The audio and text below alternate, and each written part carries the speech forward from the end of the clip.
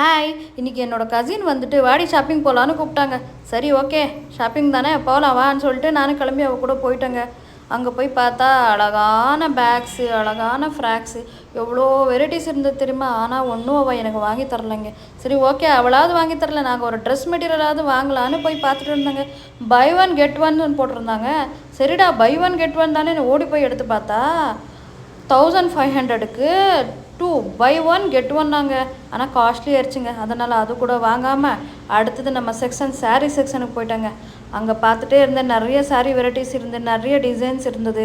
சரி ஓகே, நான் சொன்னேன் கூட்டிகிட்டு நீ தானே வந்த, எனக்கு ஒரு சாரீ வாங்கித்தான்னு சொல்லி என் கசினுக்கு சொன்னேன். அவள் சொன்னா சரி ஓகே மைசூர் சில்க் வாங்கிக்கோன்னு சொன்னாங்க. அதனால் போய் கிடுகிடுன்னு ஒரு மைசூர் சில்க் செலெக்ஷன் பண்ணி வாங்கிட்டேங்க.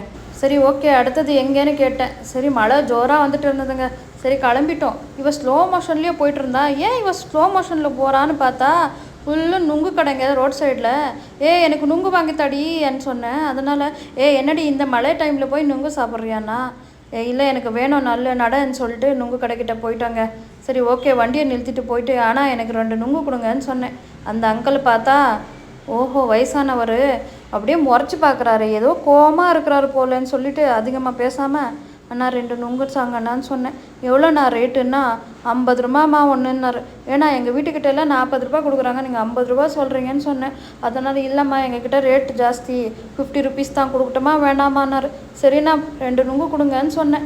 சரி அவரும் பார்த்து 2 நுங்கை எடுத்துகிட்டு அடிச்சுட்டு அவங்களோட அந்த என்ன சொல்லுவாங்க அந்த ஸ்டீல் பாக்ஸில் போட்டாங்க. போட்டுட்டு பார்த்தா ஓகே நல்லா இருந்தது. ஓகே நுங்கு கடிச்சிருச்சு, உக்காந்து சாப்பிட இடம் வேண்டாமான்னு அங்கேயே சேர்ந்து இருந்தது. அங்கே உக்காந்துட்டு சாப்பிட்டுட்டே ரோட்டை பார்த்துக்கிட்டே ரசிச்சுட்டுக்கிட்டே சாப்பிட்டுக்கிட்டு அடுத்தது பிரியாணி கடைக்கு போயிட்டாங்க. அள்ளி ஜொன்னே பிரியாணியா. சரி ஓகே, ஒரு குஸ்கா, ஒரு கபாபு, ஒரு சிக்கன் ஃப்ரை வாங்கிட்டு அப்படியே கிளம்பி ஒரு ஜூஸ் குடிக்கலான்னு வந்தேங்க. இந்த நாய்க்குட்டி பாருங்களே எப்படி படுத்துட்டு இருக்குது. ஒரு லெமன் ஜூஸை குடிச்சிட்டேங்க. குடிச்சது அடுத்தது வீட்டுக்கு வந்து நிம்மதியாக கபாபை எடுத்த, முதல்ல சிக்கன் ஃப்ரை எடுத்து வச்சுக்கிட்டு அடுத்தது குஸ்கா எடுத்து வச்சுக்கிட்டேன் கையை.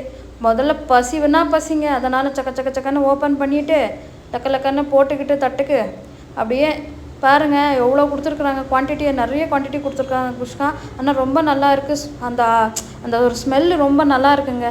சூப்பராக இருக்குது, பார்க்கவே கலர்ஃபுல்லாக இருக்குது.